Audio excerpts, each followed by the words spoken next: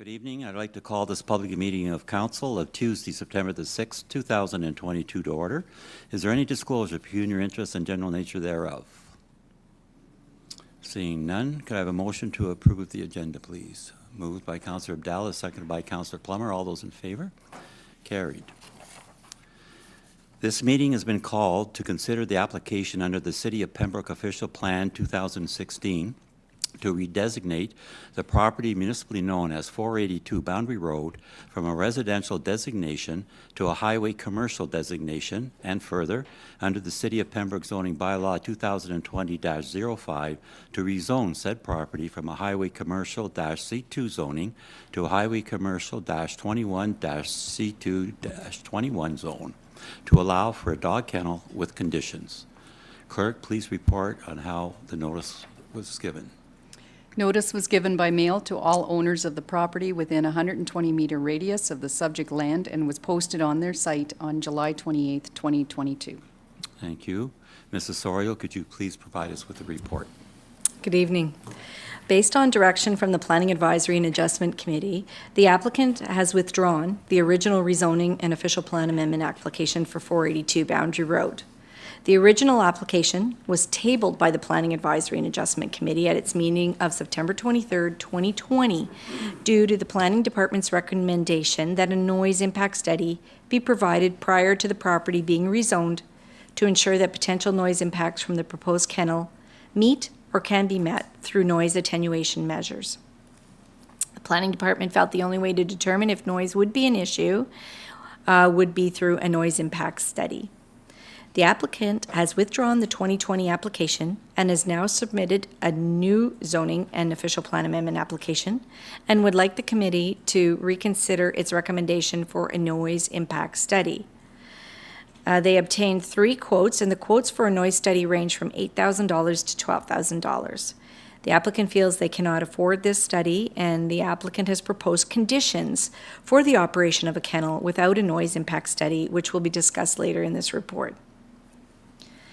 The applicant would like to redesignate the property from residential to highway commercial and to rezone the property from a highway commercial zone to a highway commercial-21 zone to allow a proposed kennel, along with other C2 uses. A kennel for the purposes of 482 Boundary Road would be defined as a building or structure where dogs are boarded or trained, given medical treatment, or housed for similar purposes for personal use, or as a commercial service to the general public, and shall include a shelter. This property does not contain any residential use, therefore the need to redesignate the property to highway commercial. The official plan must be amended to highway commercial, and the official plan states that new highway commercial uses shall be located on an arterial or collector road, and Boundary Road is classified as an arterial road in the official plan. The official plan also states that adequate off-street parking shall be provided for and that access points to such parking shall be limited in number and designed in a manner that will minimize the danger to vehicular and pedestrian traffic. And the site has 2 controlled access points from Boundary Road, as well as there is adequate off-street parking to meet the requirements of the zoning bylaw. This official plan amendment would be considered housekeeping since there has not been any residential use on this property for many years. The present C2 or highway commercial zone does not permit a dog kennel. However, the C2 zone does permit an animal daycare facility, a pet grooming establishment, and an animal hospital. The applicant is presently operating an animal daycare facility and pet grooming facility. However, they would like to expand it to include overnight boarding. The applicant suggests the following conditions for the rezoning be imposed. Number 1, limit the number of dogs to 20 overnight. There will be no outdoor kennels. All dogs who will be staying overnight will be indoors from 9 p.m. to 6 a.m. except for nature breaks. A staff member will remain on site during the overnight hours. A maximum of 3 dogs will be allowed outdoors at one time during the overnight hours, and no dogs will be permitted to bark excessively outdoors during the overnight hours or during daytime hours, as this would be in contravention of the city's noise bylaw. So during the September 23rd, 2020 Planning Advisory meeting, the committee did table this application until a noise impact study was completed. There were 2 submissions of opposition for a kennel received prior to that meeting. Both property owners, 611 and 613 Elgin Street, were concerned about the noise from barking dogs. To date, there has been no noise complaints about the dog daycare operation at 482 Boundary Road. And further, there were no objections received at the Planning Advisory and Adjustment Committee meeting.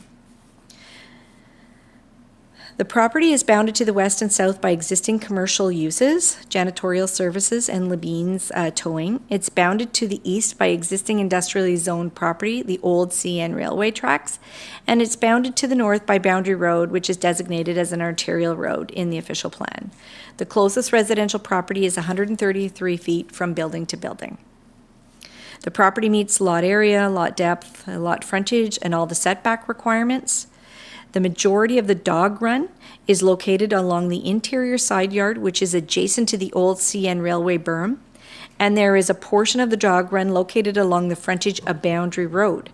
The dog run is fenced, and the portion of the fence facing Boundary Road is screened from view. There is also heavy vegetation at the rear of the property to help muffle noise. Dogs outside will be supervised at all times, plus again, there will be a limited number of dogs outside at one time. Therefore, noise from the dog kennel should be limited. This application is consistent with the provincial policy statement. So again, the recommendation that the applicant, based on the plan provided, has withdrawn its 2020 zoning and official plan amendment and has provided a new official plan amendment and a new zoning bylaw application. So now the applicant would like to remove the requirement of a noise impact study and replace it with the conditions that were outlined in the report.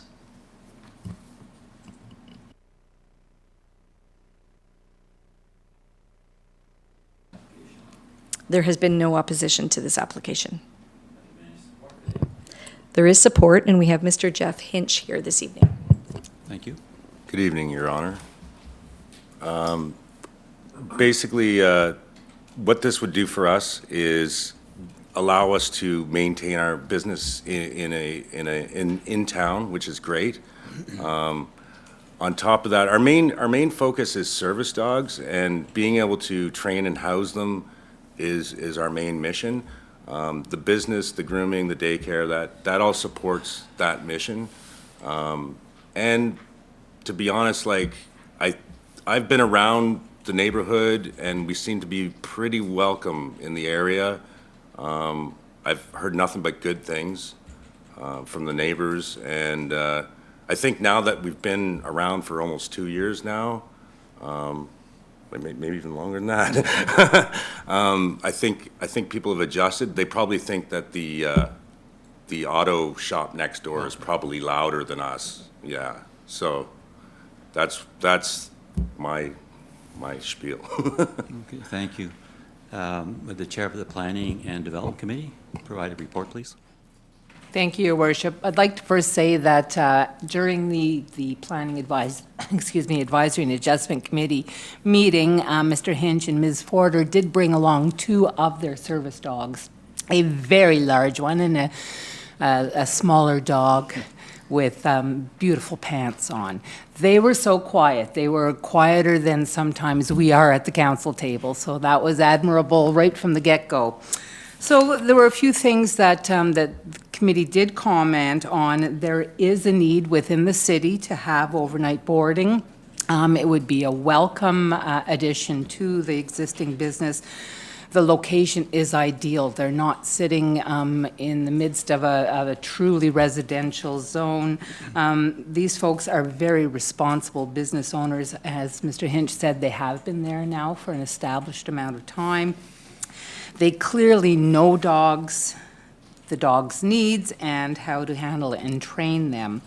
And of course, the big thing here is there is a need for them to house their service dogs in training, a great need, and there are many veterans in the area that will attest to that, I'm sure. The committee also believes that barking dogs in this area will be properly controlled by these professionals, more so than many dog owners that live in residential areas throughout the city. so there were no issues. Chair Levasseur did mention that recently he attended a Legion event where many of the service dogs were also in attendance, and he was so impressed with the behavior, and he made a great remark. The only thing that we would caution is that we were very happy to go ahead with this application and recommend it to council. But it's not a one-size-fits-all. So it's not, we're not saying that, you know, this is a status quo thing that anybody else can, you know, ask to set up a boarding kennel elsewhere in the city. Like, the location for this is perfect, and because of that and all the other points I've mentioned, we're very, very supportive of this application. Thank you. Thank you. Any questions from council? Yes, Councillor Lafreniere? Just a comment. I actually live around the corner on Elgin Street, and I agree. You fit nicely into the neighborhood, and I've often seen individuals walking the dogs up Elgin, so I guess part of the training. And I agree with all the things that Councillor Reedy has said. With the berm there, I mean, I think It's that is kinda a good perfect. buffer. It's kind of perfect. Yeah. And it's bringing a service to Pembroke, where right now, I know when I did have a dog. COVID puppies, there's a lot of COVID puppies. Yes. Yeah, and Yeah. I'm seeing it. Oh, Yeah. yeah, I know, there's a real, but you are providing a service also, where people don't now have to go out into the country, people in Pembroke. So it will be also provided not just for service dogs, right? The overnight accommodation would be a kennel type thing? Ideally, like some kind of board, sometimes people want to board and train, that kind of thing. Oh, I mean, see, okay. 20 dogs is the limit we can handle Yeah. at once. How but many yeah. service dogs, if I could, how many In service? training this Yes. year? So now we're up to 15 in training. About 5 of them should be placed by beginning of next year. And then we're looking about 3 years down the road right now. So yeah, and depending on funding, that number may increase, which is Yeah. great. Yeah, that's wonderful. There's a big shortage of service dogs. so. Okay, well, thank you for what you do, and Thanks. yeah, I support it. Thank you. Councillor Giacono? Thank you, Mayor Lemay. Through you to our guest, I want to reiterate what has been said. Thank you for being here.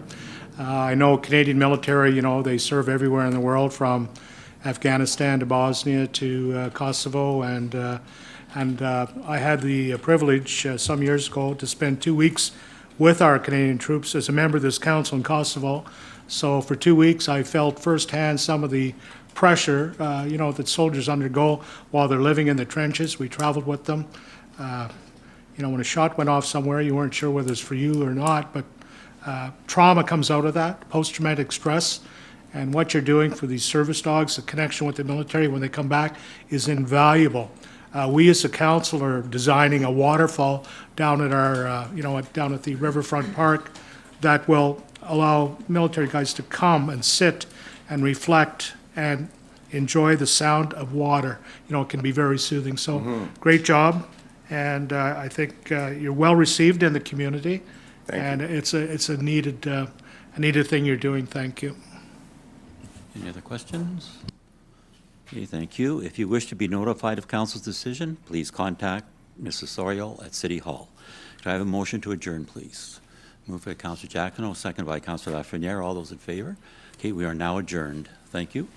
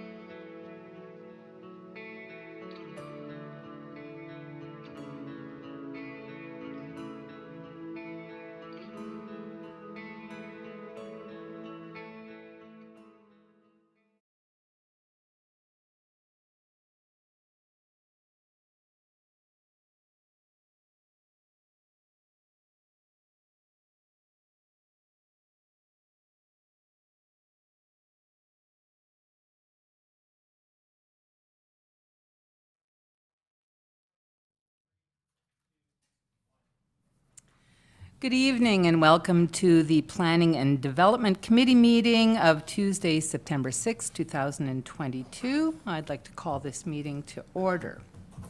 Do I have any disclosures of pecuniary interest or general nature thereof? Seeing none, I would ask for an approval amendment of tonight's meeting agenda. Councillor Frenier and seconded by Councillor Plummer. Those in favor? Carried. Thank you. Next item is the approval of our minutes of the combined committee meeting of August 9th, 2022. Moved by Councillor Giacono, seconded by Councillor Plummer. Those in favor? And that's carried as well. Thank you. Do we have any business arising from the minutes? None. So under our new business this evening, first of all, we'll ask Ms. Oriel to bring us a report regarding an acting chief building official. Thank you. Thank you. So the city's chief building official, Mark Schultz, has resigned from his position with the city effective September 8th. And the city is presently in the recruitment phase for this position. In the interim, a temporary replacement has been found, since this is a mandatory service that the city must provide. Mr. Glenn Gordon has agreed to help the city during this transition phase for 2 days a week. So Mr. Gordon is a retired CBO and has helped the city of Pembroke in this position in 2016 and 2017. Mr. Gordon has worked for the municipality of Mississippi Mills for 25 years as a building inspector and CBO.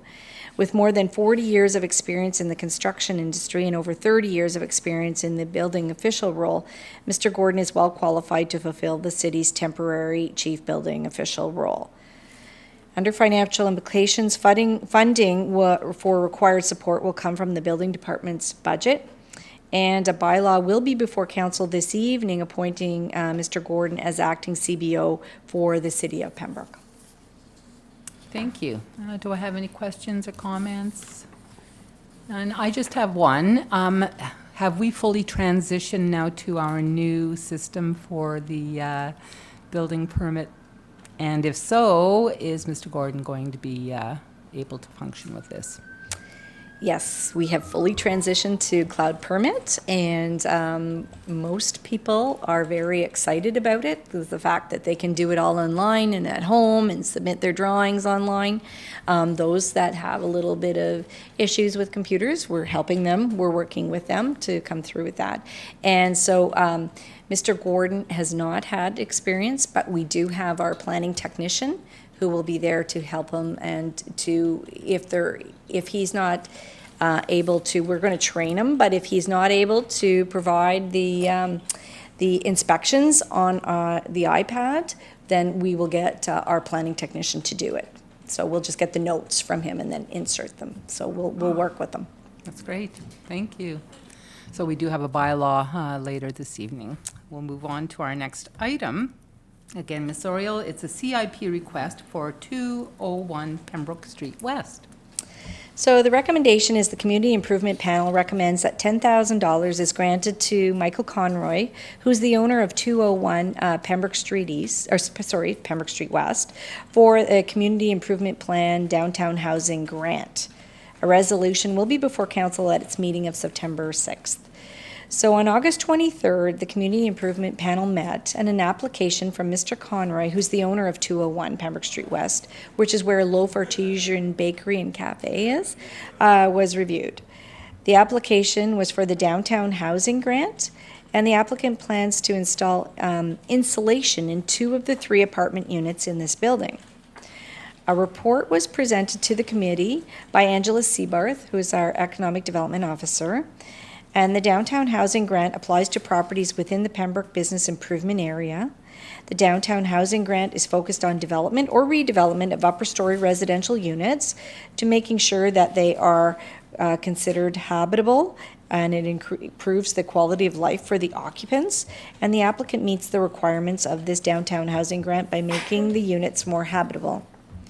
According to the Community Improvement Plan requirements, there have to be no outstanding work orders or taxes against the properties, and there are no outstanding work orders according to the fire department and the building department, and there's no outstanding taxes. So the application included 2 quotes for all work. And according to the lowest quote that was provided, the improvements to both units will cost a total of $23,165. And based on the downtown housing grant guidelines, 50% of the work can be reimbursed up to a maximum of $5,000 per unit. Therefore, this grant is eligible for $10,000. And the 2022 Community Improvement Plan budget is $110,000. $14,739 has been paid out, and $52,400 is committed. And so there's a total of $42,857 that remains available. Thank you. Do I have any questions or comments? Oh, Councillor Plummer.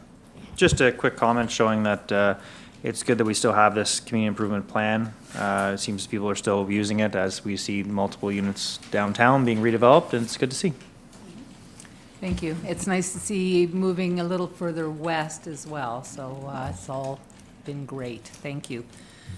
Again, resolution will be forwarded in our council meeting later. Last item, again, Ms. Soriel, CIP request for 45 Pembroke Street West. So the recommendation from the Community Improvement Panel is that $5,000 is granted to Greg LeBaron. He's the owner of 45 Pembroke Street West for the Community Improvement Plan Downtown Heritage Facade Improvement Grant. And again, a resolution will be before council this evening. On August 23rd, the Community Improvement Panel met. An application from Mr. LeBaron, who's the owner of Play It Again Sports, was reviewed. The application was for the Downtown Heritage Facade Grant, and the applicant plans to install new windows capped with white aluminum on the second floor. A report was presented to the committee by Angela Seabarth, who's the Economic Development Officer, and the Downtown Heritage Facade Improvement Grant applies to properties within the downtown improvement area, and it's intended for the improvement for front or exterior facades that front onto a public street for commercial, mixed-use, or industrial properties. This grant is intended to encourage aesthetic improvements to buildings and properties and support continued maintenance and upkeep of the building stock with a heritage design element. There are no outstanding work orders, and there's no outstanding taxes. Two quotes were provided. And again, the low quote was for a cost of $14,631. And based on the Downtown Heritage Improvement Guidelines, 50% of the work can be reimbursed up to a maximum of $5,000. Therefore, this application is eligible for a CIP grant of $5,000. And again, there's still $42,857 that remains uncommitted. Thank you. Comments, questions for this? Great. Again, another resolution. So that concludes our new business. I would look for an adjournment. Councillor Abdallah, seconded by Deputy Mayor. Those in favor, and we are adjourned. Thank you.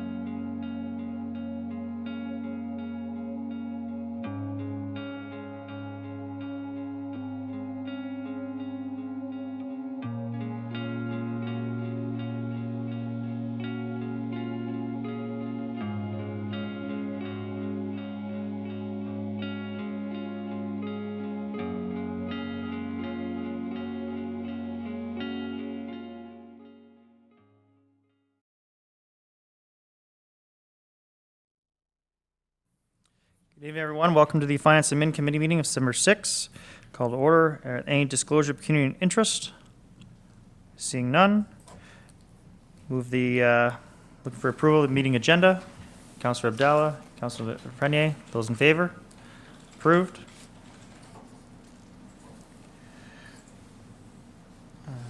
New business up.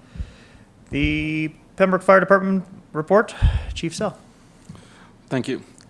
So during the month of August, we continued our inspection focus on the larger multi-unit buildings within the city. So during these inspections, we're conducting a door-to-door smoke alarm program with the tenants, and as well as doing the overall building inspection. You'll see later on, I'll discuss it too when it comes to the inspections in the report. I will discuss a little bit more what we're finding as we go. We're also conducting the inspections on student housing within the city. So once the students are all moved in, then we will also be conducting fire safety presentations as well. We did conduct one fire hall tour for Highview Garden Daycare, and we did some staff training at the grind. So this was a focus with the kitchen staff on ensuring they know how to use the portable extinguishers, as well as ensuring that they know how to use the fixed suppression system if called upon. Our public safety messaging through August focused on distracted driving and safe accommodations for students as they prepared to return to school. Our social media pages spoke about the importance of working smoke alarms and carbon monoxide detectors in trailers and RVs, as well as we informed the community that we are preparing for this year's Fire Prevention Week, which theme is Fire Won't Wait, Plan Your Escape. I'd like to thank Carthy for inviting us to be a part of the Multicultural Festival held in mid-August. The information booth was greatly attended throughout the day. We gave the people a chance to ask any fire-related questions, any emergency preparedness questions, and also gave them a chance just to find out what the Pembroke Fire Department is all about. Earlier in the year, the Community Control Group for Emergency Preparedness had also discussed the idea of purchasing 72-hour emergency kits, where I thought this would be a good time to hold a draw. Anybody who attended the booth, they could fill out a ballot, and they were entered into a draw, and we gave away all 4 kits. And one of the winners can be seen on our social media pages, and it was very well received. It was an excellent festival. The Pembroke Fire Department also hit the water to provide rescue services and logistical support for the Ottawa River Race Day. As far as courses go, our Ontario Fire College courses have pretty much wrapped up for the summer. Now what we're going to focus on in the fall is ensuring everybody completes their certification testing. Our annual vulnerable occupancy inspection and drill was conducted for Care 4 McKay. Unfortunately, the other Care 4 residents had to be postponed, as we are still seeing some effects of COVID. The EOC meeting room at the fire department was used for in-house training sessions during the month of August. Under staffing changes, since the beginning of 2021, we've seen a reduction in the number of our members on the volunteer side of the department. So to ensure that we can provide the proper support to our career members, we'll be welcoming 6 new volunteer firefighters tomorrow night. The new firefighters are Alexi Dubois, Jacob Terrian, Justin White, Matthew Smith, Shane Snyder, and Xavier Chingy. They'll be beginning their 4-month training period and hopefully ready for full response in early 2023. So all of our members, all of our new members that are starting are certified to the levels required by the Province of Ontario under the mandatory certification. During the month of August, the Pembroke Professional Firefighters Association partnered with the Pembroke Golf Club and raised $1,000 for the Boys and Girls Club of Pembroke. Separate to that, the association also sponsored a movie and popcorn night for the Boys and Girls Club. Career training for the month of August, the focus was on Superior Propane. They were conducting pre-planning tours there. And then the rest of the career training is listed. Volunteer training focused on water supply, fire hose and streams, and advancing the hose lines. So basically that's fire attack, what we're looking at there. So as I mentioned earlier, when I was talking about the multi-unit buildings and the inspections, you'll see that the number of violations that were found in August is a little higher than what we normally see. That is due primarily because we haven't been into these buildings due to COVID over a number of years. So it's nice to finally get back into these buildings and ensure that they're meeting the requirements and keeping their occupants safe. So in all for August, we were looking at 222 inspections or consultations, and primarily those were of the residential nature. Now, we are focusing on multi-unit residential inspections, but we are still conducting the normal industrial mercantile inspections as well. For incidents, we responded to 27 incidents in August. Dollar loss was estimated around $3,000, so a couple of minor incidents under the property fires is where you'll see the majority of losses. Unfortunately, in August, we did also run into an issue with some recurring false alarms, so you'll see that we issued 3 fines in August, and we have 4 fines still outstanding. Thank you. Questions to the chief? Seeing none. Thank you for your report. Thank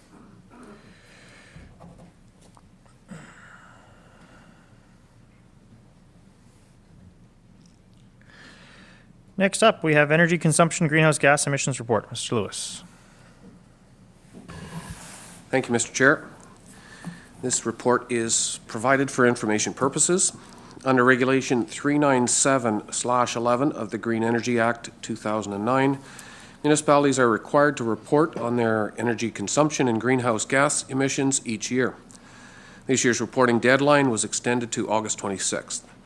The data in the report attached for your information is the 2020 data for the 2020 calendar year.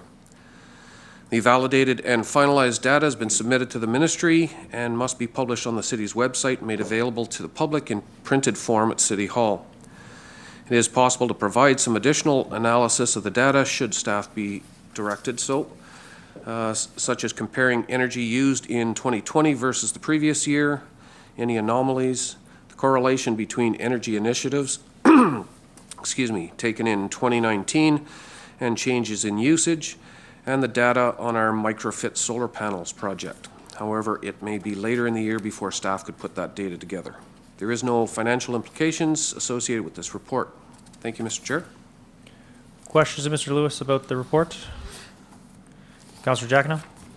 Mr. Chair, through you to Mr. Lewis. The statistics on the energy consumption greenhouse gas emissions report, I mean, we're all, moving forward towards a greener planet.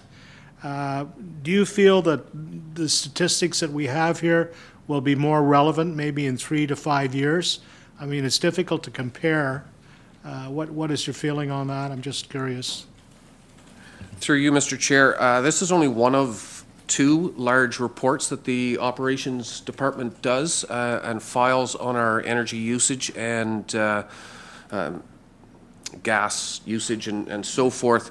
The other report that we do provides us with a number of statistics that show if we, for example, change a pump out, a large pump in one of the lift stations, how that relates to energy savings. And we predict through our capital plan, our multi-year capital construction forecast, various different things that allow us to predict those changes, and then we analyze that afterwards. Mr. Chair, it just seems like there's an awful lot of computation of numbers. A lot of work goes into that. So is one particular person assigned to drafting this information, or is it different people from various sectors within the departments? Through you, Mr. Chair, there's 3 individuals that work together on this report and the other report. One directly out of the Operations Department. The other one looks after the numbers and the statistics out of the two plants, the water purification plant and the pollution control center. And then the asset management coordinator, of course, gets involved as there are statistics related to the capital plan involved. Thank you. Any other further questions about this? Seeing none, it's just information. We shall move on. Next up, the Patterson Street reconstruction tender number 22-4482. Thank you, Mr. Chair. The Operations Department recommends the following. Committee approve award for the Patterson Street reconstruction tender, contract number 22-4482 to Bonashare Excavating, Inc. in the amount of $703,943.12 plus HST, that being the lowest responsive and responsible bidder. Committee approve additional expenditures in the amount of $57,000 for contingency allowance. The total value of the recommendation equals $760,943.12 plus applicable HST.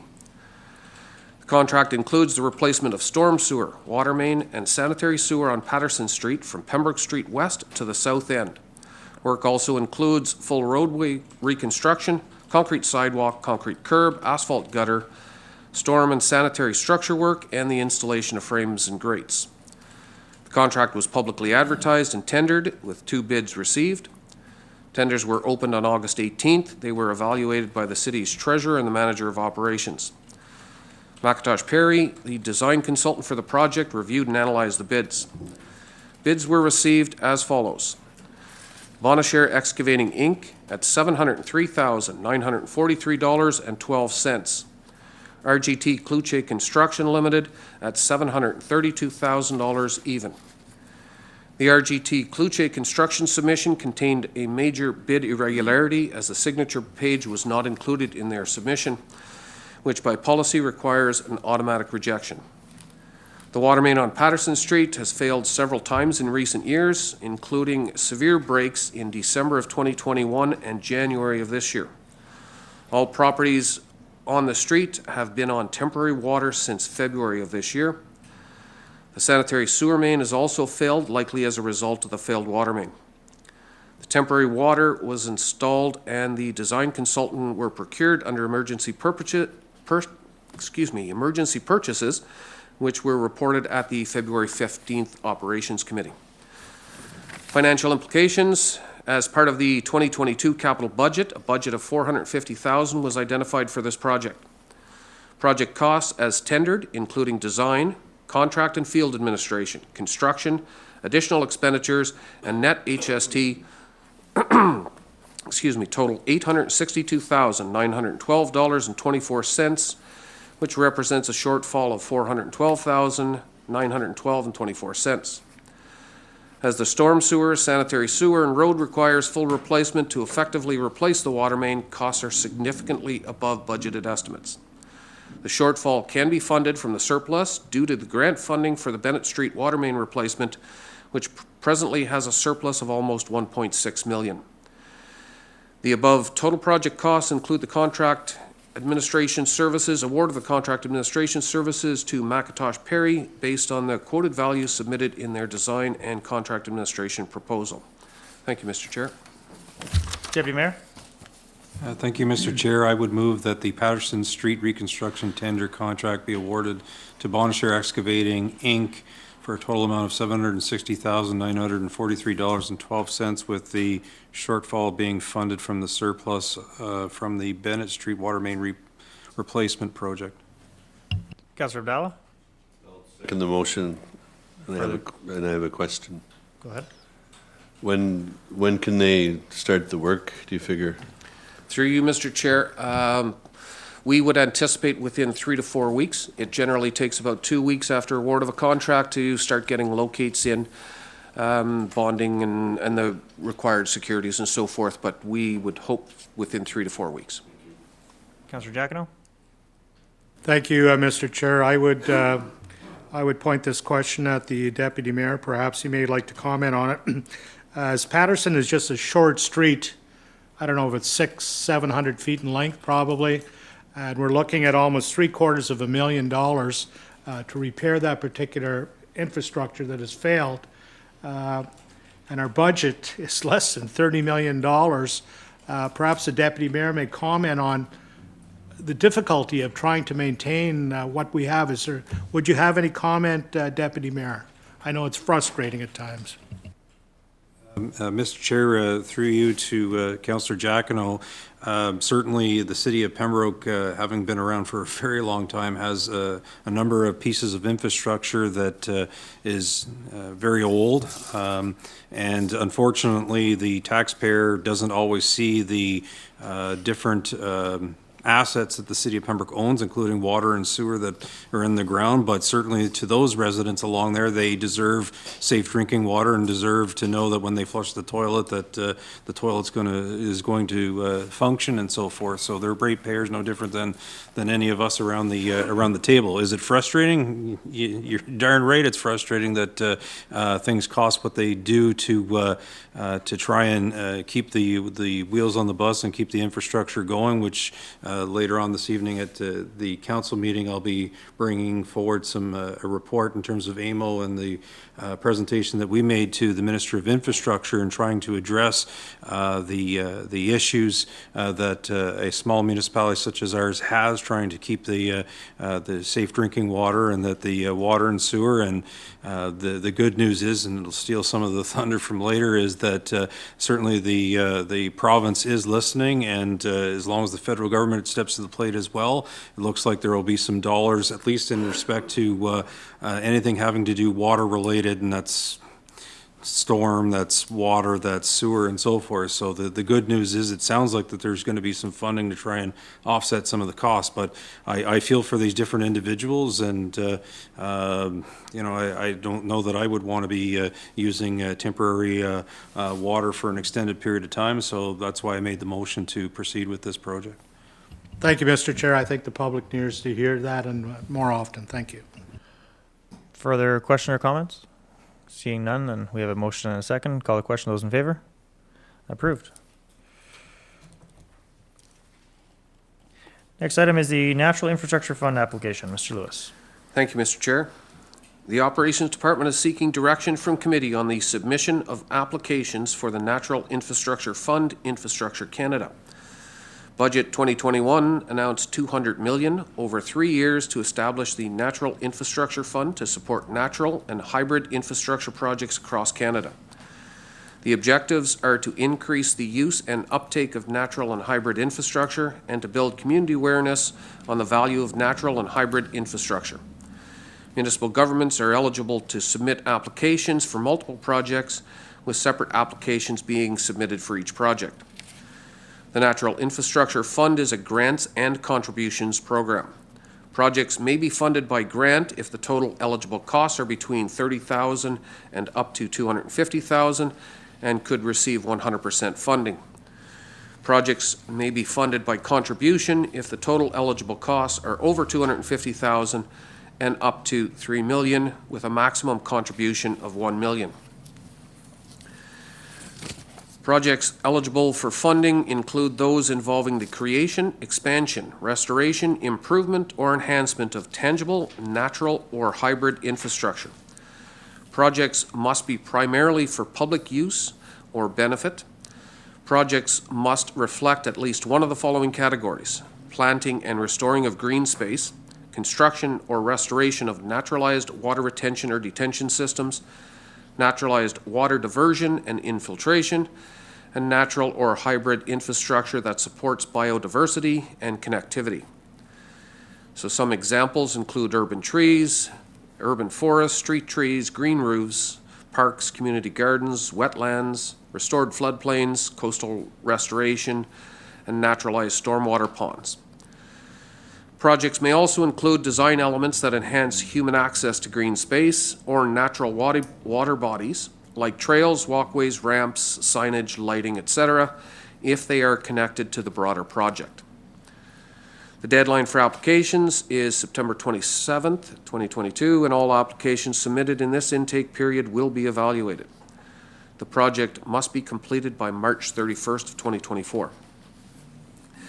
The Operations Department is currently reviewing the possibility to redirect the drainage at the Cockburn parking lot at the Pembroke Waterfront Park to drain to the west side of the parking lot towards College Way and install a bioretention facility or a rain garden behind the amphitheater to filter the excess runoff and temporarily hold drainage from extreme rainfalls. Additionally, in conjunction with the Parks and Recreation Department, Operations is also planning to submit an application for a bioswale for the east edge of Riverside Drive to Mares Road and between the baseball diamonds at Riverside Park to help support sufficient drainage for the sports fields. Included is the existing ditch outlet to the Ottawa River should high rainfall events surpass the bioswale capacity. If direction to apply to this program is received, staff will develop concept designs and get preliminary estimates. The Operations Department did take the opportunity to make contact with one of our consultants that we're working with presently just to get an understanding of the magnitude of costs. And although there are no immediate financial implications associated with this report, the initial opinion of costs are in the magnitude of $330,000 to $480,000 per project, and that's depending on how the design would work through and what components would be included in that design. The amount of the contribution required by the city is not known at this time. However, both projects are under the $1 million maximum. Thank you, Mr. Chair. Councillor Dalla? Thank you. Through the chair, I have a comment and a question. So it's good to see that staff has been proactive and, caught this grant and applying for it, especially with the water at the Cockburn lot. It's a real problem. Also, Councillor Frenier and I have been in discussion with the baseball club, which is very active, and they've lost a lot of revenue because of the drainage problem at Riverside Park and Diamond 1 and 2. So can you elaborate on if we get the grant, the possible work that would be done to alleviate the drainage at Diamond 1 and 2? So through you, Mr. Chair, the existing ball diamonds, two of the ball diamonds drain towards Riverside Drive and then down towards Mares Road. Riverside Drive is a fairly flat road, so water tends to stay there. And to try and raise the diamonds up can be problematic. So the intent would be to do a bio drain of some sort along Riverside Drive that goes down to the Mares Road. So we would try and drain the ball diamonds towards the Mares Road, including with the use of tile drain in the field itself, similar to what a farmer would do in his fields, use some tile drain. On the opposite side, there's an existing ditch in between diamonds there, and to the right of the soccer pitch as you get down towards the Mares Road. So the intent would be to do something similar at that location to try and drain all the sports fields into a natural storm retention area. Thank you. Because that would be great if we can get the grant and do the work, because it's the ball club, they cover Petawawa and the Outer Valley, and so I want to commend staff for coming up with this proposal. Thank you. Councillor Jackno? Thank you, Mr. Chair. Through you to Mr. Lewis, I know that the soccer pitches are probably some of the finest in the province of Ontario. We have people coming here from all over to play in tournaments. The existing swale on I guess it would be the south side of the soccer pitches seems to constantly have a dampish problem, water. If you happen to walk through there to go and see someone play, you're not going to make it through without getting your feet wet. So I would presume that part of that drainage would also be incorporated into what you're talking about with the ball diamonds, so it'd be all one? Thank you. Through you, Mr. Chair, a question to Councillor Giacono. The soccer pitches on the east side of the beach road, is that your reference? The soccer pitches closer to the lodge, Miramichi Lodge. There's a swale that runs the whole length of the soccer pitches, right across the whole length, and I guess it tapers off in one end, but it's pretty wet down there if you walk through there. Yeah, through you, Mr. Chair, that's not part of this proposal to deal with those. The difficulty with this type of natural infrastructure fund is the natural infrastructure that's being proposed. It's a lot of high-standing natural product. I shouldn't use the word product, but cattails, vegetation and so forth into a bioswale to help with the drainage, to help with retention of the water, to help with erosion and so forth. I think the issues with the soccer pitch towards the east side is more of a direct drainage. to try and get the water off the pitches and moving along a little bit more. It's not retention type, so we may have to look at that a little differently. Deputy Mayor? Thank you, Mr. Chair. Just to acknowledge staff for not only spotting this particular opportunity, but to come forward with these two ideas, and I certainly support the two different ideas. I know that Councillor Giacono, myself, and Mr. Lewis meet on a regular basis, and we've been discussing the issue, the first one, not the baseball diamonds, but the issue in terms of that particular ball diamond and the issues when the Ottawa River is higher and it can't discharge, and then when we get these strange storms where we got another one again on the weekend, and the difficulties that it can't discharge to the river. So I know that we've been having discussions, so I'm glad to see that item make it to this particular opportunity. If we can come up with some different idea or way of trying to get rid of some of the surface water, then potentially it'll help where you don't have individuals driving through areas that they shouldn't be during events like that. But in any event, they should be commended for those two ideas. And certainly if you're looking for some direction or what have you, I certainly support what's being put forward. Then I guess it was that a motion then? I would make that motion if that moves the topic forward, that the two items being put forward by Mr. Lewis, that they be put forward in terms of the opportunity being presented to us. Councillor Evie? I'll second that. I'm fully supportive of these ideas, and good on Mr. Lewis and the department for bringing them forward. I call a question. Those in favor? Approved.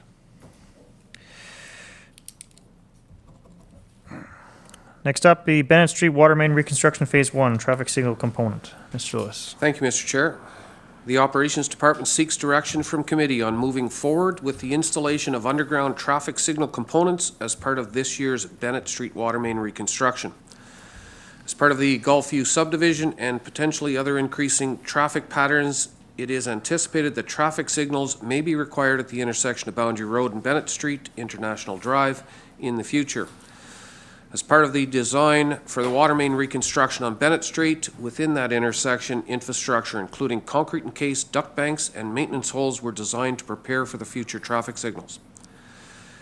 This infrastructure will be under the asphalt roadway. The anticipated schedule for traffic installation is after Phase 1 of the subdivision is completed and at the commencement of Phase 2. This requirement will be confirmed after updated information for the traffic impact study is completed. The first part of Phase 1, being Phase 1A of the subdivision, is ongoing, with underground infrastructure complete. However, no building permits have yet been taken. Should residential building for the subdivision commence in 22-23, it is possible that Phase 1B of the development could commence at the start of the construction season of 2024. Should both Phase 1A and 1B be complete by 2024, Phase 2 could start in 2025. This would require traffic signal installation prior to the city's moratorium on cutting into newly completed roadways, which is a 3-year moratorium. In discussions with the Planning and Building Department Director, the city's annual new build quantity is roughly 40 to 50 per year. Based on that quantity, and that there are over 220 units in Phase 1 of the subdivision, the build-out for the first phase may be at least 4 to 5 years away at a minimum. The Operations Department is seeking direction on completing the works under the city's Bennett Street Water Main Reconstruction Phase 1, with future invoicing of the work to the developer meeting the agreed-upon traffic signal schedule in the subdivision agreement, or not providing for traffic signal infrastructure at this time and allowing for the installation within the roadway when the subdivision build-out warrants meeting the requirements of the subdivision agreement. The cost for the associated underground components to prepare for the traffic signals is just under $75,000. This value is included in the contract and budgeted amount for the water main reconstruction project, which was awarded at the combined committee meeting of August 9th. This cost to prepare for traffic signal installations may not be an eligible expense under the ISIP Green Infrastructure Grant Program, which is partially funding the water main reconstruction project. The city may be able to recuperate the costs in the future from the developer of the Gulfview subdivision, but would hold invoicing of the works until such time as the build-out of the subdivision requires traffic signal installation scheduled at the start of Phase 2. Thank you, Mr. Chair. Deputy Mayor? Thank you, Mr. Chair. I think staff need to be commended because God knows staff doesn't always get commended for the work that they do. So they should be commended for being forward-thinking. I do have a real concern, though, in this particular situation or this particular instance, and primarily it's the last paragraph of this particular report talking about may be able to recuperate the costs of this particular work from the developer. I can think of at least one example where the city was being proactive. The council of the day and staff put in certain infrastructure and said, okay, when this builds out, then the developer of this particular build is going to pick up the tab for certain expenditures. And then when the time came, the developer was less than cooperative in terms of trying to get the developer to pay the appropriate amount of money for the work that was done. So there was another instance where staff was proactive, thinking outside the box and said, okay, we're going to do this, and then when the time comes, the developer just pay it, and the developer did not want to pay it. And I'm not, I recognize developers are in business to make money, that sort of thing, but if the requirement should be that a particular developer pay it, you want to know that the developer is going to pay it. And I'm not trying to pass judgment on this particular one, but I've seen it in the past with the city of Pembroke being proactive, and yet the developer at the relevant time doesn't step to the plate and doesn't pay their appropriate share. So that's what my concern is, and if it's going to take 4+ years, we'll be past the moratorium on the pavement anyways. And so I recognize that I sound pessimistic and so forth, but in this particular instance, there's a reason based on track record as to why I'm making the comments that I am. Councillor Frenning? Thank you. I tend to hear the deputy mayor loud and clear on this one. So although I know this is a proactive move, it's great. This has always been a concern of mine. And this development specifically is not one that disturbs me greatly because it's our own development. It's going to be, increased revenue into the city. My question, and it's related but not related, is there is a pending development on the west side of Elgin Street that will be happening, and I don't know when, but I know they've been marking the properties, and the west side of Elgin is Laurentian Valley. I don't believe there's going to be any access out of this new development except onto Elgin Street, which is going to put a lot more traffic on a city street. And as I live on Elgin, it's hard enough to get off Elgin onto Boundary now with the traffic on Boundary Road. Is there anything in our shared agreement with our neighbors that says when they're building a development that's going to cause stress on our traffic, that they pay or the developer pays for those lights? Because I can see that coming, and I think we've talked about it before. It's not aligned right, but Eganville Road and Boundary is quite congested. They don't line up properly, but if I could ask Operations Chair, Manager. Through you, Mr. Chair, a couple things. One, the Gulfview subdivision will eventually make it over to Elgin on the east side of Elgin, and there is provisions in that subdivision agreement for traffic signals at the Elgin and Boundary as well. With that being said, Operations Department is working closely with the Township of Laurentian Valley on a traffic study for our areas, understanding that there's projected development between both municipalities that is up in the forefront. So we are working together on traffic management and that type of stuff. Okay, so just a final comment, and I've mentioned it before, so going forward, whoever's sitting around this table, I really hope that we can work with our neighbors and come to an agreement that benefits developers in both of our municipalities, because it certainly is going to be beneficial to have some kind of roads and utilities cost-sharing agreement. Councillor Jacquino? Without beating our developers to death, they do bring, new focus into the community. I know the particular one we're referring to tonight has probably spent in excess of $7 million to get the project going, and it's been an ongoing effort. Why it hasn't happened to this date, but if we look at it, there's a sewage pumping station there. There's a roadway that's been paved there. There are services that have been installed. So all these things just don't happen by themselves.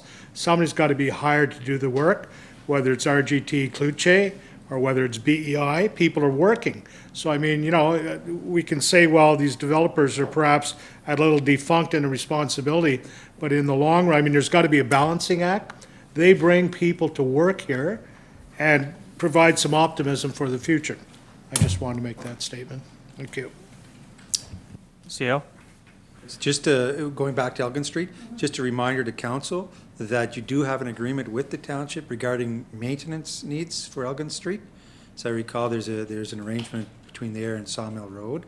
So this may not address traffic lights. However, future additional wear and tear on the road as a result of Golf View or the development in the township will be covered 50-50 on Elgin Street. Councillor Abdallah? Oh, okay, we'll let Councillor Reevy respond to it. If any. Yeah, thank you for that. Because I know when it was paved, but did the city not carry the bill, or did they end up sharing the pavement on Elgin? I don't recall the exact item. However, I do know that the city paid more for that part of it because the township had just recently done Sawmill Road at that time. So it was agreed to at that time that the city would do this, but on a go-forward basis, it would be 50-50. Thank you. Councillor Abdallah. Thank you. A question for Mr. Lewis through the chair.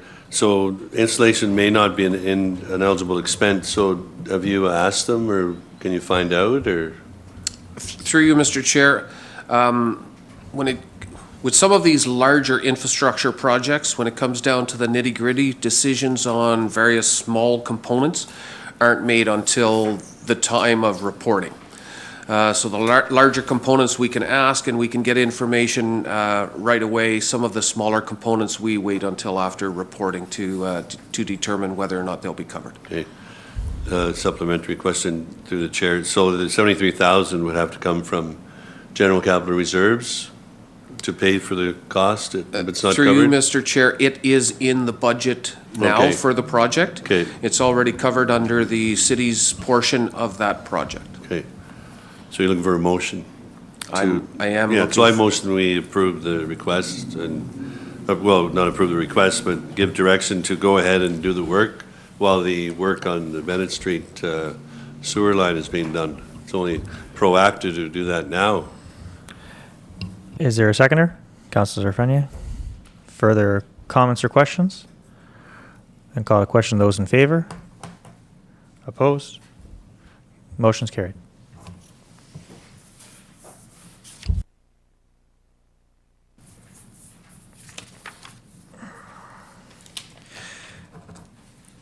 Next up, the restricted acts of council. Ms. Martin.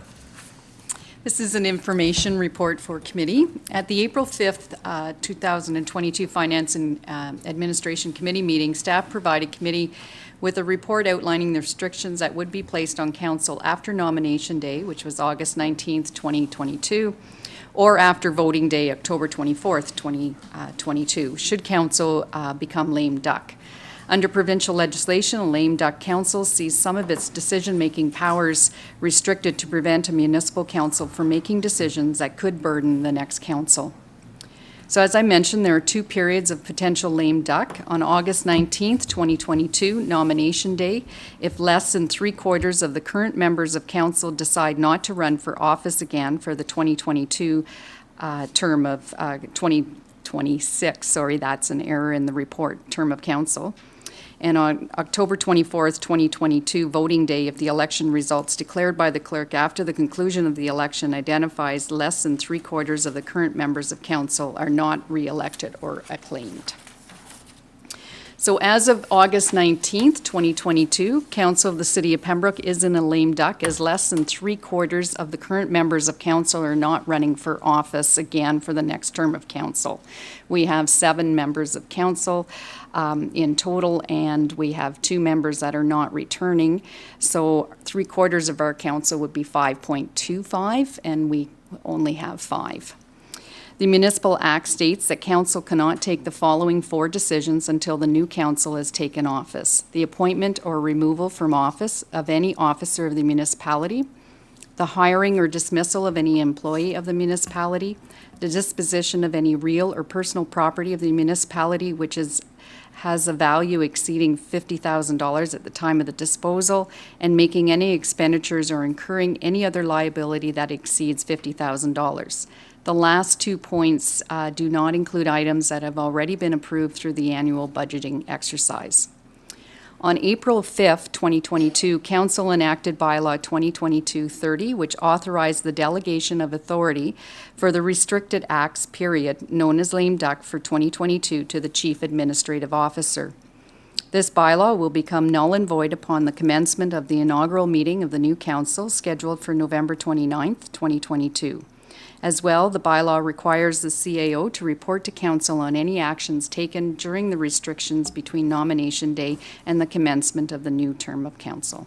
And there are no financial implications associated with the report. Any questions? Seeing none, this is information. Move on. 2022 municipal and school board election key dates. Ms. Martin. This is also a report for your information purposes. The 2022 municipal and school board election will take place on October 24th, 2022. Council adopted Bylaw 2021-56 on October 19th, 2021, authorizing the use of internet voting, paper ballots, and vote tabulators for the 2022 municipal election. On August 22nd, 2022, following nomination day, the following candidates were acclaimed: Ron Jerva for the position of mayor, Leo Boland for the position of English Public School Board trustee, Bob Schrader for the position of English Catholic School Board trustee, and Colette Stitt for the French Public School Board trustee. She was acclaimed by the town of Petawawa. The town of Petawawa is responsible for conducting the French School Board elections this year. Therefore, the city will be conducting an election this fall for the office of councillor, and we have 6 positions, and for 1 French Catholic School Board trustee. I'm also going to highlight the key dates associated with the election. So on Thursday, September 1st, 2022, is the first day that a person may complete and submit the application to amend the voters list form and provide it to the city. And that application period is from September 1st, 2022 until 8 p.m. on October 24th.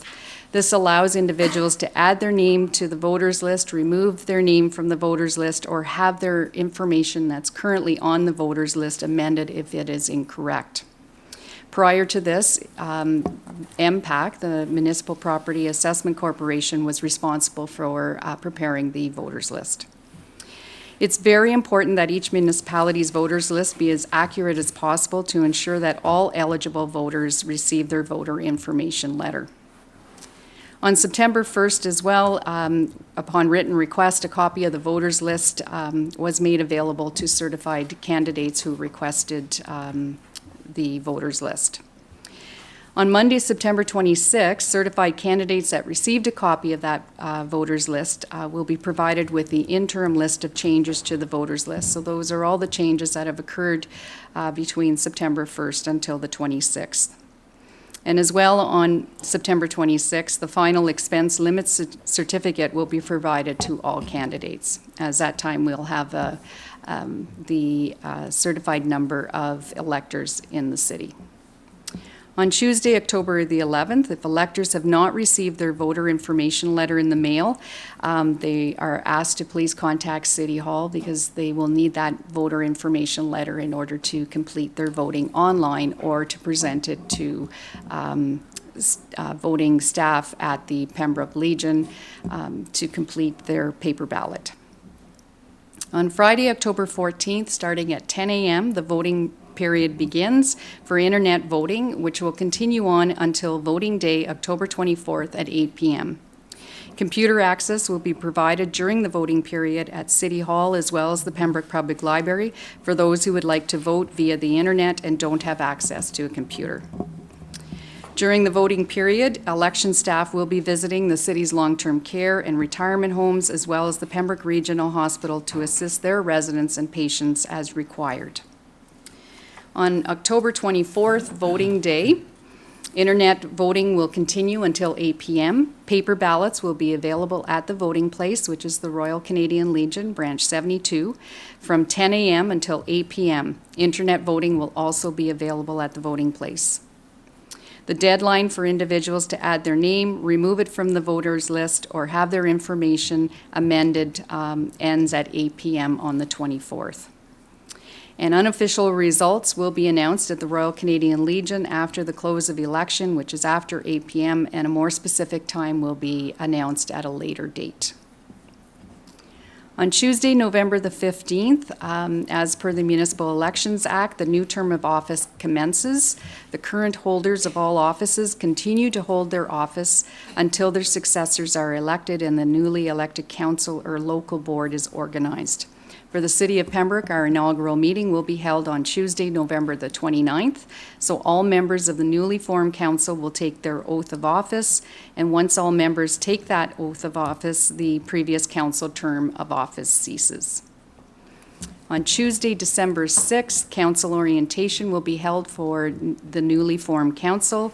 And on Tuesday, December 13th, we'll have our first combined committee meeting and council meeting with the new council. On Friday, December 16th, is the deadline by the Municipal Elections Act for the newly formed council to hold their first meeting. And there are no financial implications associated with that report. Any questions to Ms. Martin about any of the dates? All written down? Good. Then call for a motion to adjourn. Councillor Reevy, Councillor Frenier, we are adjourned. Thank you.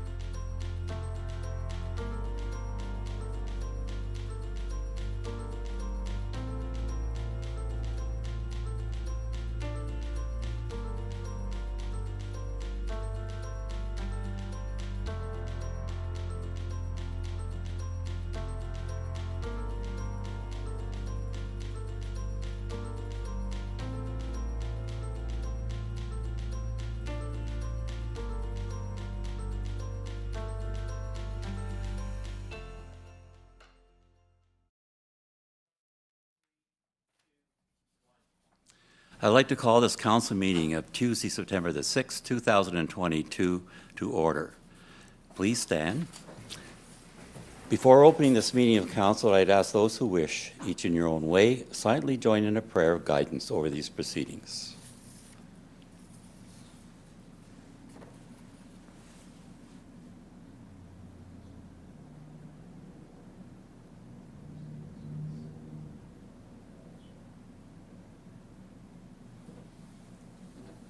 Thank you.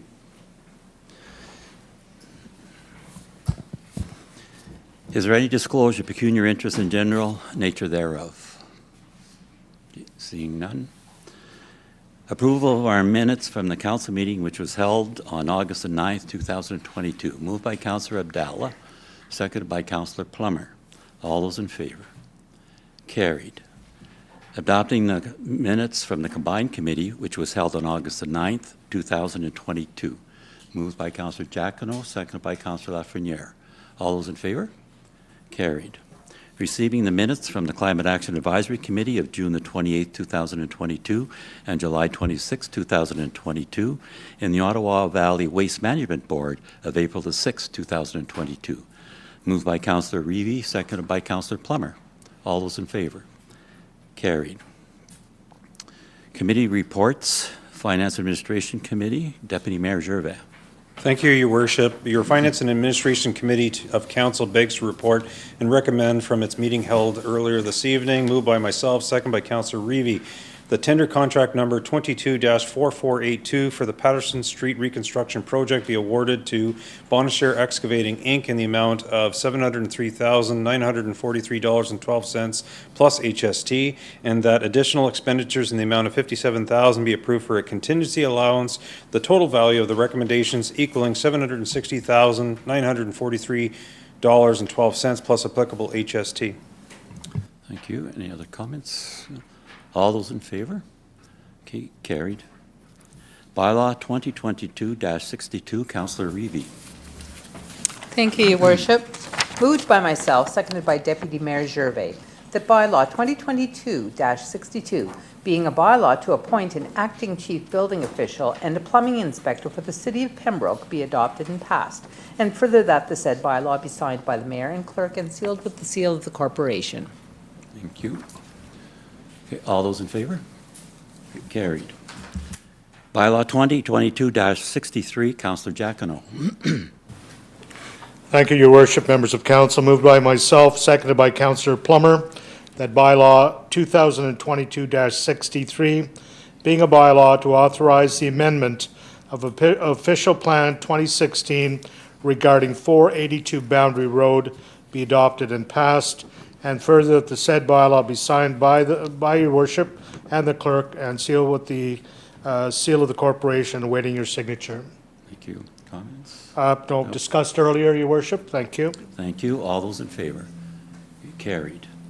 Bylaw 2022-64, Councillor Plummer. Thank you, Your Worship. Moved by myself, second by Councillor Lafreniere, that bylaw 2022-64, being a bylaw to amend zoning bylaw 2020-05 regarding 482 Boundary Road, be adopted and passed, and further said bylaw be signed by the mayor and clerk and sealed with the seal of the corporation. Thank you. Okay, all those in favor? Carried. Resolution 2022-13, Councillor Abdallah. Thank you, Your Worship. Moved by myself, seconded by Councillor Christine Reevy. Be it resolved that the Corporation of the City of Pembroke approves the application for Greg LeBaron at 45 Pembroke Street West under the Community Improvement Plan. The applicant must comply with grant guidelines of the Downtown Heritage Facade Improvement Grant and will have 18 months to complete all work and submit receipts in order to receive the grant. The grant total awarded to this applicant is $5,000. Thank you. All those in favor? Carried. Resolution 2022-14, Councillor Lafreniere. Moved by myself, seconded by Councillor Andrew Plummer. Be it resolved that the Corporation of the City of Pembroke approves the application from Michael Conroy at 201 Pembroke Street West under the Community Improvement Plan. The applicant must comply with grant guidelines of the Downtown Housing Grant and will have 18 months to complete all work and submit receipts in order to receive the grant. The grant total awarded to this applicant is $10,000. Thank you. Okay, all those in favor? Okay, carried. Mayor's report. We had an eventful summer with many local activities and events returning after 2 years away. Just in the last month, residents and visitors have been able to experience cultural festival, including the Pembroke Library's Multicultural Festival, Water and Dirt Festival, the Youth Tryout Day End of Summer Bash to local sports and activity clubs, the Church Street Party, as well as Waterfront Live, several movie nights in the park, yoga in the park, and trivia fundraisers. I want to thank all of the staff, organizers, volunteers, and participants who made each of these events happen. I also want to thank the Deputy Mayor for representing myself and Council at various events during the summer. We had an excellent report from the clerk earlier in regards to the upcoming election. And what is important, I think, for our citizens is you will be receiving a letter before the 14th containing a unique PIN and instructions on how to cast your vote. Now, I encourage all Pembroke electors to contact candidates for councillor. It is your opportunity to have your say and vote for your preferred candidates. Now, important election information can be found on the city's website at pembroke.ca. Please remember, COVID-19 is still with us, and I encourage everyone to follow the guidelines provided by the Renfrew County District Health Unit, and please take the necessary precautions to stay healthy. One final item, the city has witnessed acts of vandalism and obscene graffiti over the last month, and I am very disappointed by these senseless acts. And we'll do our utmost to hold individuals accountable for any acts of vandalism. And I would encourage our residents to help us. It is by reporting acts of vandalism, as this type of destruction is an affront to our community. Any notices of motion? Councillor updates. Councillor Reeby. Thank you, Your Worship. I know I've been away from the table for a little while this summer, but am pleased to report to you that beginning July, early July, the seats were removed from Festival Hall, and the new ones have been installed. They're gorgeous. The floor is painted, so it's looking like an amazing professional theater, and the shows have resumed, and stay tuned for information regarding a celebration further down the road. Anyway, a successful project thanks to all the community people that have been involved. Thanks. Thank you. Councillor Lafreniere. Yeah, I just want to shout out to the Pembroke Library staff and management and community sponsors for the great work that they did planning this year's multicultural festival. I know Councillor Abdallah was quite involved in it as well, and I did attend for a little while in the morning, and unfortunately there was a conflict in the dates that I did bring to Councillor Abdallah's attention, and that was that the annual powwow at Pikwakanagan Reserve in Golden Lake takes place that weekend, and there's thousands of people.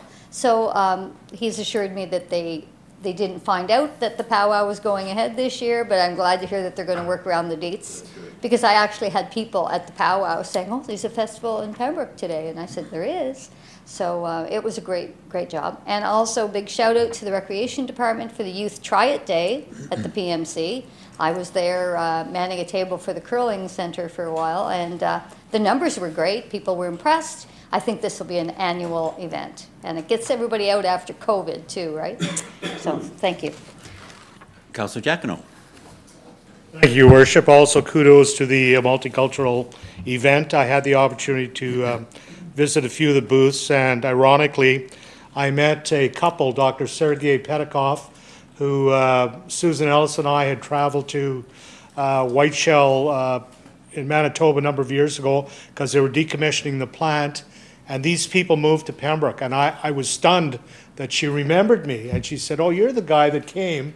And but she indicated to me that at least 20 couples relocated to our community because of that effort. It was hard to gauge where people were going. He's a scientist of some significant note. He could have worked anywhere in the world. His wife is a graduate of the Royal Conservatory of Music from Moscow, and they're living here in our community. and she was raising funds to help those in the Ukraine by selling her artwork. So just a little side note that they were there participating, and they think that our community is just a wonderful place. And I think this council has a tendency to agree about that. Thank you. Councillor Abdallah. Thank you, Your Worship. I have a couple items tonight. I just want to echo what Councillor Frenier said. I also was at the tryout day, and staff did an incredible job. If anyone says there's nothing for the youth to do in Pembroke, they should have been at this event. There's lots to do. We also have programming money available for family youth through the Recreation Department. The Community Watch meeting we held on the 27th of August at the Pembroke Waterfront. It was a special meeting because, as the public knows, we put up 4 Community Watch signs. It's now a special Community Watch zone. And we had the Pam Dempsey, the chair of the Heritage Mural Committee there, and the new Dean of Algonquin College also attended. We talked about possible partnerships. And moving forward, we're looking for volunteers who want to sign up. I volunteered to be the captain for that zone. They can contact myself or Deputy Mayor Gervais, who is also the co-chair of the Community Watch Program, to get people eyes and ears out to that waterfront zone. Our next meeting is October 3rd at the Pembroke Fire Hall, so we'll be looking for a good attendance at that. We're only going to be meeting 3 or 4 times a year from now on, so we encourage new members to come and find out what it's all about. So we've done well in the last 2 years. We have 3 zones now established despite COVID. So October 3rd at the Fire Hall is the next meeting. You can contact the Deputy Mayor and myself if you want more information. A few weeks ago, I attended the Association of Municipalities of Ontario conference in Ottawa for 3 days. And I went to very informative workshops. There was lots of presentations by guest speakers. I talked to different municipalities, and the bottom line is we're all in the same boat. 444 municipalities in Ontario, and we all have the challenges. 2 of the workshops I went to that stood out are the one on housing and homelessness, the affordable housing crisis, the homelessness crisis. It's all across Canada. The bottom line is there's no easy solution. This is one reason the government is implementing the Community Safety and Wellbeing Plan that brings all the stakeholders together from the different health, education, municipal government to come up with a proactive plan for the homelessness and the affordable housing. Mental health is another major issue, addictions. Climate change, I went to a workshop on climate change, effect on infrastructure, and Mr. Lewis can attest to this, and Deputy Mayor and Councillor Jagano being on the Operations Committee especially. Climate change will have a drastic effect on the expenses of municipalities, and so it's the key to be proactive and come up with a good climate action plan for that also. Public transit was also discussed. There's monies available for public transit. All the major municipalities are getting money for public transit, so we're moving ahead with our request for information, and hopefully we can access some of that funds down the road. Steve Clark spoke on the Minister of Municipal Affairs on his and the government's commitment to funding different grants for municipalities and keeping the same level or a bit more. So, it's all about teamwork, and it was a very productive conference. Thank you. Thank you. Deputy Mayor. Thank you, Your Worship. So August 20th was certainly a busy day. Both Your Worship and Council will recall receiving a presentation recently about this Trail Town concept. So on August 20th, there was the Algonquin Trail Town Relay 2022. As I say, a busy day. They were doing a ride from Petawawa, Pembroke, Cobden, Renfrew, Braeside, and finally ending up in Arnprior. And I was presented on behalf of Your Worship and all members of Council with this gold spike, being that it was a former railway, Algonquin Trail Town Relay 2022. So if I could present that to your Worship on behalf of my committee. The next item, Your Worship, is regarding, as Councillor Abdallah was alluding to in terms of AMO. I had the fortune of meeting with two ministers, with Mr. Lewis. The first was MPP Smith, Parliamentary Assistant to the Minister of Tourism, Culture and Sport, followed by a meeting with Minister Surma, which is the Ministry of Infrastructure. As I was alluding to earlier this evening, there's certainly, as Councillor Abdallah talks about, in terms of challenges with various municipalities, certainly, if nothing else, we left our mark with these two ministries in terms of where is Pembroke, Ontario, what our challenges are, and what we took away from that meeting. One of the items was that if the federal government steps to the plate, the province is already ready to assist municipalities like our own with anything having to do with water, and that's storm, that's water, that's sewer, any projects like that. They are prepared and ready. And your worship hit it on the head on one instance. You were talking about, Ron, this is what you're going to see when you go there. And what they were indicating to us is that if a number of different municipalities are all saying the same thing, it must be a challenge. There must be something going on with these different municipalities if they're all saying the same thing. And so seemingly, a number of municipalities are all saying that they're having challenges with respect to water, storm, and sewer. So we pitched forward a number of different items to try and see whether or not there might be some funding available. So anything having to do with water, storm, and so forth. But earlier this evening, we were talking about challenges in terms of surcharges, if you will, in terms of water when the Ottawa River can't accept the street water from rain and so forth. And so we presented a number of different items and basically said our ask is whether or not there's any funding available. So I didn't walk away with a purse of money, but at the same time, they know where Pembroke is, they know what our challenges are, and we made some great contacts which should serve us well in the future.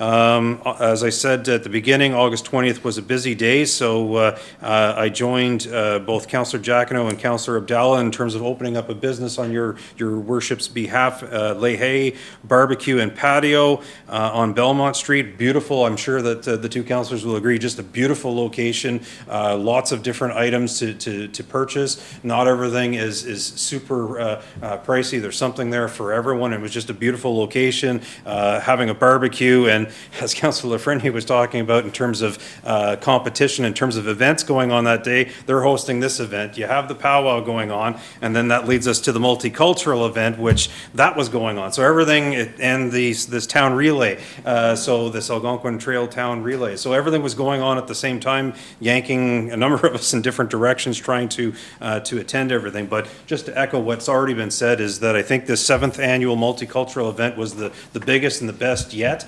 And in terms of the money spent, certainly put Pembroke on the map. When I see other municipalities, including Ottawa, talking about multicultural events and what it is that they're going to do, it's like we're already ahead of the game. This has been going on for 7 years, and just can't wait till next year. But certainly, I think the CEO, Karthi Rajamani, all of the staff, and then as well the staff from the city of Pembroke stepping to the plate to assist in making that item happen, because the logistics behind it was incredible in terms of having to have contact with the police, the Parks and Rec, the operations, fire department, you name it, just to make that event happen and be a huge success. And as Councillor Jacquinot mentions, seeing people that aren't from here. So it was nice to see people. It's always nice to see the ratepayers and so forth that are here, but then to see it drawing in individuals from outside the area, just ecstatic. And so truly a celebration of all cultures coming together, and we're one community. Yeah. So thank you. Thank you. All right, we'll be moving into closed session. Councillor Reevy. Thank you, Worship. Moved by myself, seconded by Deputy Mayor Gervais. That this meeting become a closed meeting to discuss a position, plan, procedure, criteria, or instruction to be applied to any negotiations carried on or to be carried on by or on behalf of the municipality or local board, and proposed or pending acquisitions or dispositions of land by the municipality or local board, and personal matters about an identifiable individual, including municipal or local board employees. Thank you. All those in favor? Okay, we will now move into closed session. Thank you.